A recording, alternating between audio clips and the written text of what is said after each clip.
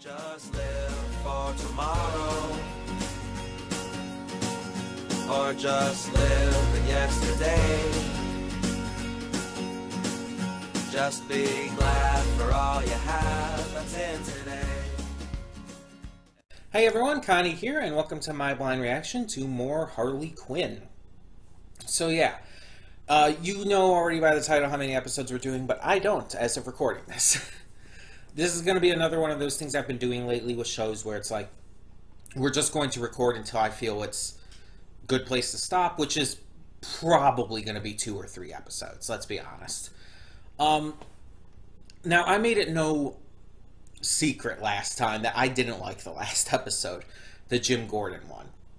It wasn't completely, like, terrible or anything, but it had a lot of issues, and it did a lot of things that I just wasn't a fan of. The entire thing with the hand, with Clayface's hand and Gordon bonding and all was dumb. It was so fucking dumb. Just as an example. And I think one of the big reasons that I thought about after the fact and everything, one of the big reasons I think the episode also didn't work, is that Gordon, and don't get me wrong, it's not that I hate this version of Gordon. I think one of you in the comments had thought that was the case, that I just didn't like Gordon himself, and it's like, no, it's the episode I don't like. This version of Gordon I'm fine with. I actually think it's really funny. The problem is I don't think he can hold an episode. I think that this version of Gordon can't hold an episode on his own. And that was the big thing. And yes, there was still the other plot as well, but the episode was about Gordon. Let's be honest. And I felt it was very. It didn't work because of that. Because you had to have this character who otherwise, before that, had been pretty much relegated to a comedic side role. Like, not even a side role. Like, he was just kind of there every once and again. He wasn't even a side character, per se. And then you try to give him his own episode, and it just feels really out of place. Like, if that episode aired in Season 2, and you had further established Gordon throughout Season 1, then it could have worked. Although the hand thing would have still been stupid as fuck. But it could have worked better if it had done something like that. But instead, having it before you really get to establish his character, and really just show his character enough prior to that, it doesn't work. It doesn't. But yeah, it's not the character himself, because I actually think the idea of this Gordon is fantastic, but it's like it just wasn't handled well in terms of that episode. But we move on, and so we're getting to more episodes here. And again, as I've said in the past, I know I know a little bit of what happens in the future. I know a couple spoilers here and there, but we'll get to those when we get to those. I'll tell you what they are when we get to them. Because I don't want to spoil anyone else if they haven't seen this yet. But yeah, I do know a couple things. But I have no idea when they're going to happen, and honestly, I think they're probably at least one of them in Season 2, if I'm being honest. Otherwise, yeah, I don't know what's coming up. I don't know what these episodes are going to be about. We're just going to have to see. And I'm hoping to like them, because I've liked most of this series. Pretty much all of this series. It's been really fun. But it's basically just last episode that disappointed me as much as it did. Either way. We're going to get to these episodes and hope for the best. And yeah, in the meantime, we'll just continue on. Because honestly, I doubt I would ever drop this series. So you don't have to worry about that, if anyone was worried after the last episode. Unless the series becomes almost entirely like the last episode, it's very unlikely I'll drop it. It would have to do something really bad for me to drop it at this point. because it's really good. I really enjoy it. But either way, let's just get this going. So I stop putting it off. So when the screen fades to black, pause this redirect and go to the description below. Follow the link to the reaction, and after you watch it, come back here to the redirect and resume play. Because after it fades to black and then fades back in, everything from that point forward will be my afterthoughts and will contain spoilers to the episodes. So that being said, thank you so much for tuning in, and I will see you at the reaction. Okay, and we are back, and we'll begin with spoilers in 3, 2, 1, now. Yeah, these episodes are proof that the last one with Gordon was a fluke. These were great. I really enjoyed these ones. So the first one we had the Queen of Fables being released from her book and Harley and crew having to deal with her. And the second one, Harley finally gets her chance to join the Legion of Doom, but Ivy finds out that they really want her and all the shenanigans and stuff that come with that. So yeah, both of these episodes were really fun. It was fun to see the Queen of Fables like back again and doing her stuff with, well, the Fables. Plus to kind of see how like truly evil she is in comparison to Harley, who's, like as was put, she's a bad guy, but she's not a bad person. She's a villain, but she has her line, as it's put in the episode. While the Queen of Fables is more just like full-on psychotic evil, more in line with like Joker, you could say. So yeah, that's fun. Killed an entire family reunion. There were kids there, so even though like it wasn't entirely clear, or focused on at least, it's pretty confirmed that kids died. Especially considering the one guy, Praxis, we know for a fact was the only survivor. That they made a very big point of that. So yeah, any kids that were there and everything were brutally murdered by the big bad wolf as well. Now, I've seen this in a lot of different... I've seen this kind of thing in a lot of different shows and movies and stuff. But the idea of kids being murdered, especially that brutally, like, it always bothers me. It always just really, really bothers me. And it bothers me, don't get me wrong, when anyone is murdered like that, but more so with kids, I guess it's because of just the fact that they're only kids. The fact that they're so young and innocent and just, you know. And part of it is probably because I've worked with kids before, at various churches I've been a part of, and whatnot. I've worked with kids as group leaders and stuff, and it's like, I care for kids, and I want them to be able to thrive and make something of their lives and just enjoy life. I mean, and it's like, just anything where I see kids killed like that, it bothers me. One of the seasons of Telltale's The Walking Dead had this little girl character who ends up getting shot in the head, and it's really sudden, like right beforehand she's actually smiling and happy, and all of a sudden she's shot through the head, and it really fucked me up when I first saw that, like, because I didn't play that part of the game myself. I only played the first 2 seasons myself, but it's like, that really fucked me up, and it really bothered me, like, heavily, to the point where even watching that scene nowadays, it's like, again, even though I've seen it quite a few times at this point, it really just brings me, like, really brings me down. That kind of stuff just bothers me. So it's like, even though, again, it didn't show anything in the episode here, it very heavily obviously implied that a bunch of kids were killed very brutally by the big bad wolf and everything, and it's like, it really just kind of bothered the hell out of me. And in reality, there was no... I mean, obviously, this is a series about supervillains, and obviously it's like, yeah, you're kind of cheering for them to a degree, but it's like, when something like that happens, and when the Queen of Fables got away with no repercussions, and hell, even killed Praxis in the end as well,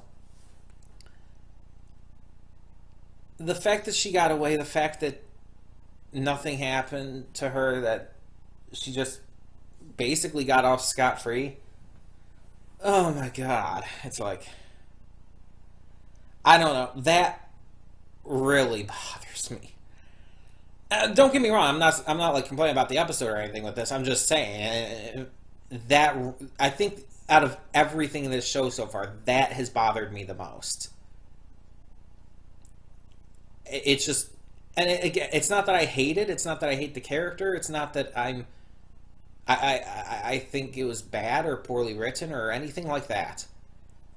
It just on a personal level, it really gets to me, like emotionally, and even to a point, it even physically makes me feel ill. It just, I don't like that, okay? It's not okay. But moving on, because I don't want to focus on that forever. So yeah, the second episode gave us Harley in a swimsuit. Let's focus on that. I mean, I made that my thumbnail, because Harley in a swimsuit, yeah, I'm good with that. Not last episode, but 2 episodes before that, episode 6, we got Harley's butt, and now we get Ivy in a swimsuit. I'm good with this. Sexy ladies in swimsuits, it's like, yeah, cool. Yeah, in all seriousness, it's like, I think that's awesome. I think it's cool, and I feel like so many shows, and even shows that are more mature focused, tend to shy away from stuff like that. There are plenty of shows that show sex, like, and all. Breaking Bad is one of them, obviously. Breaking Bad and Better Call Saul have shown, like, not like super graphic or anything, but they've shown that characters having sex. Black Mirror, I've been watching a lot of lately, has sex in it. And that's all one thing, but it's like a lot of these shows will still like shy away from having a lot of their female characters in anything kind of seen as skimpy or whatnot. They'll be in like very modest clothing, and especially animated stuff. Again, even the more mature stuff, unless you're watching like anime or something. There's a lot of shows, at least a lot of shows that I've watched, that will shy away from that a lot of times, because it's especially with admittedly with a lot of the complaints and stuff about over-sexualization of characters, female characters, and it's like, I think it's fine.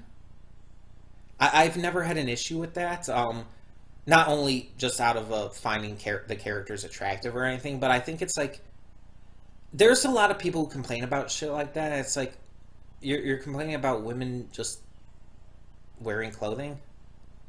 I mean, yeah, it's skimpier clothing, it's less clothing, but it's clothing. And in this case, it's a fucking swimsuit. Who cares? But there are people who complain about that being shown because, oh, what if the kids see it? What if the kids see what? That a person has a body? That kind of thing has never made sense to me. It's like, just shut up. Just shut up. I mean, full-blown nudity is one thing, obviously, but this is not nudity. She's in a swimsuit. And obviously this isn't meant for kids, but still. I don't know what I'm getting at here. I'm just, like, saying, it's just like, I appreciate that they're not, like, basically that they're not giving any fucks about this. That they're blatantly just saying, like, we're going to do this show the way we want to do it. And if that means showing Harley's butt, if that means having Ivy in a bikini, we're going to do that. And I mean, it fits the scene as well. I mean, it makes sense that she would be in a swimsuit. But it's like, yeah. And they don't like go overboard with it. I don't know. Either way, moving on. So yeah, Harley's trying to get into Legion of Doom this entire series so far, and she finally gets her chance. But they really want Ivy, and I'm kind of confused because they brought Harley in, but I think it's kind of implied that Ivy said no. Especially by the way she was trying to convince Harley to stay with her at that point, too. So it's like, what happened there?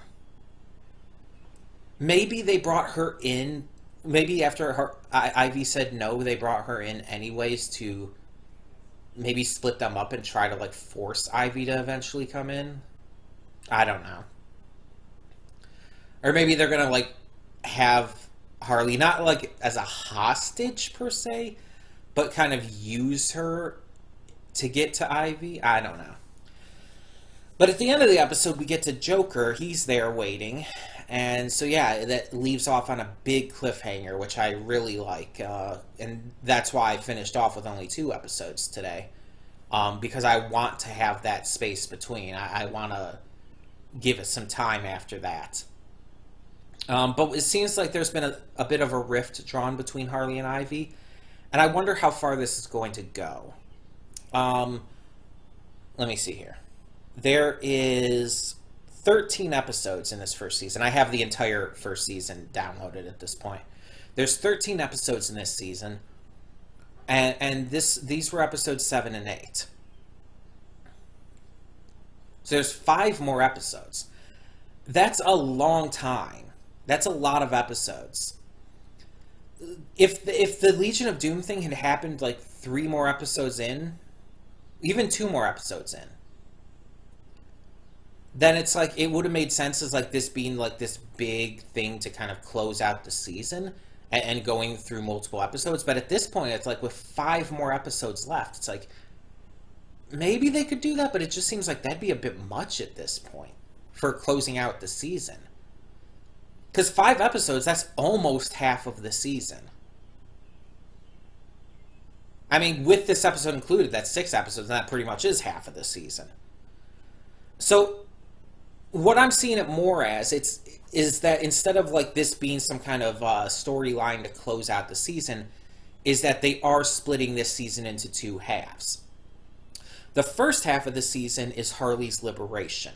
It's her making a name for herself and forming her team, getting her hideout, doing everything she can in order to become her own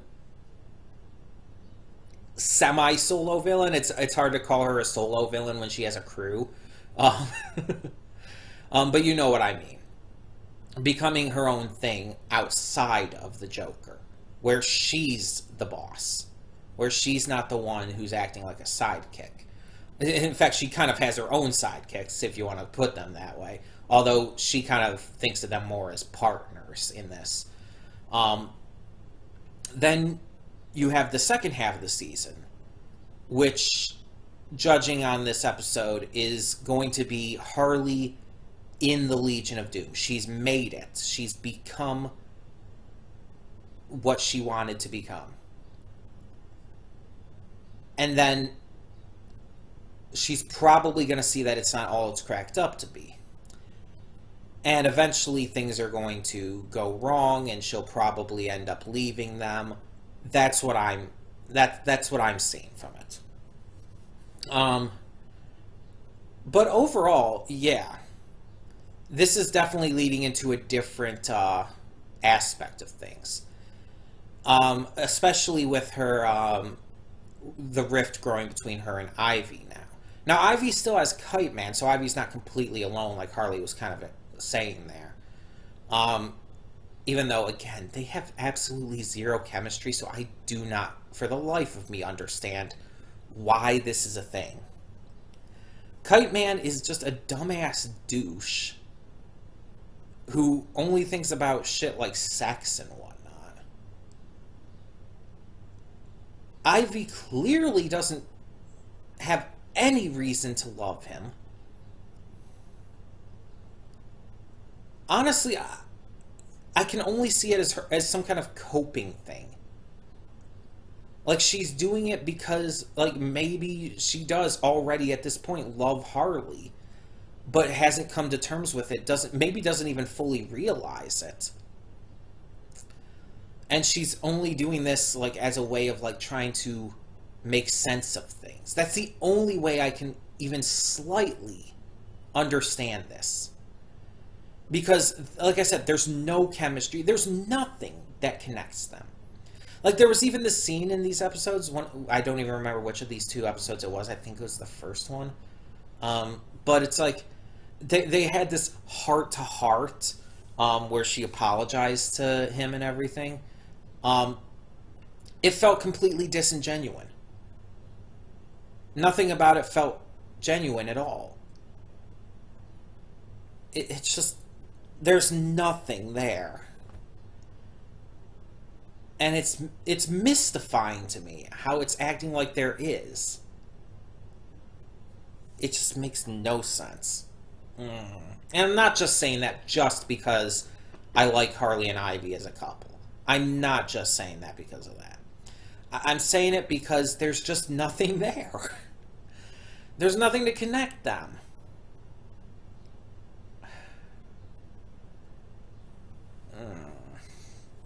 Yet there's so much there for Harley and Ivy. I mean, obviously. They have, like, exceptional chemistry in comparison. I mean, in comparison, Ivy has more chemistry with fucking King Shark. But again, that's not saying much because there's no chemistry with Kite Man. So. It irritates me. It irritates me when shows do that, when they put together couples that have no chemistry or very little chemistry, just for the sake of either appeasing fans or for their own sake, for their own desires in it. And especially, it's especially annoying when it's like they're the ones who didn't give them the chemistry in the first place. I mean, I'll admit, it's not as bad as something like Star Versus, where it's like the fact that they put Star and Marco together in the end was insulting. Because not only did they not have enough good chemistry, the show actually made a point of showing both Star and Marco having better chemistry with pretty much everyone else. So that it felt more like an insult, and when they forced them to get together and forced away every other relationship. It's not as bad as that, but it's still pretty bad here. But yeah, with Harley now in the Legion of Doom with all of her crew, with Ivy and her having this rift formed between them, and the Joker appearing at the end of this second episode here, what's going to happen? Things are definitely going to be different. And I don't think Joker's there to congratulate her. Or if he does do that, it's going to be in a very mocking way. I definitely think that this is not a good thing. And I think they're going to become... I think that things are going to become even tougher for Harley. So, we'll see how it goes. But this is going to be interesting. A very interesting second half to the season. Tell me what you thought of these episodes in the comments below. And thank you so much for tuning in. For now, I'm Connie, and I'm signing off. See y'all next time.